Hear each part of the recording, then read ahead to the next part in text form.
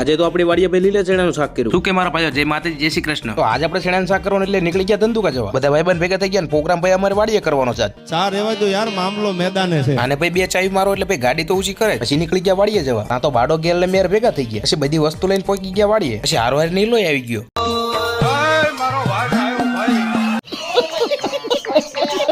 અમે બધા બે ગયા ભાઈ લીલા ચણા ફોલવા. અમે પછી શિયાળામાં કેટલી દાન વાડીએ પ્રોગ્રામ કર્યો કોમેન્ટમાં કહી દીજો. પછી થોડી વસ્તુ લઈને બાડોને ગેલા. પછી ભાઈ 9 વાગ્યા તો ચણા હજી ફોલી નથી રહ્યા. પછી આમાં છે ભાઈ લીલા ચણા ને પછી દેશી ચૂલો બનાવીને એની ઉપર પેલું મૂકીને બાડો બનાવવા માંડ્યો શાક. પછી બધી વસ્તુ સુધારીને હળદેવને બે દીધો પેલા લસણ ખાંડવા. પછી ભાઈ ગેલ ને વાજન બે રીતે રીંગણા મોળવા. પછી ચણા ને એવું બધું નાખી દીધું પણ રસોઈ કઈ આવડતું જ નતું.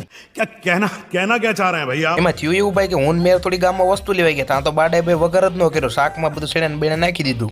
शाबाश बेटा.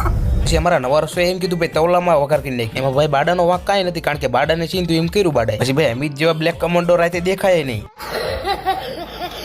પછી ભાઈ અમારી વાડીમાંથી તાજા દાણા લઈ આવ્યો. પછી ભાઈ શાક કમ્પ્લીટ બની ગયું હતું. ભાઈ મેરે તપેલું હેઠું ઉતારીને એમાં નાખ્યો પછી બિસ્કિટનો ભૂકો. પછી ભાઈ ગરમ શાક હતું ને બધા કુંડાળું કરીને બેહી ગયા બધા ભાઈ બંધ શાક ખાવા. પછી અમિત એને ભાઈ થાળીમાં નો મેળવ્યો એટલે ભાઈ તવલું લઈને બેહી ગયો. અરે પાડા તારી. પછી બધા ખાવા માંડ્યા એટલે મારથી નો રહેવાનું એટલે ભાઈ મેં ખાઈ નહીં. પછી બધાએ ભાઈ વાસણ ધોઈને ખાયા. પછી ભાઈ અમિત મયુર ને વાજાન, પછી નીલો ને મેર, પછી બાડો ગેલ ને હું. એટલે કે ભાઈ બધા ભાઈ બને મોજ કરી લીધી 2025 માં, કારણ કે 2026 માં તો ભાઈ દુનિયા ખતમ થઈ જવાની. ઘર ભેગું થાને ભાઈ. આવા નવા બ્લોગ જોવા માટે વિડીયો લાઈક ફોલો કરવાનું ભૂલતા નહીં મારા ભાઈ.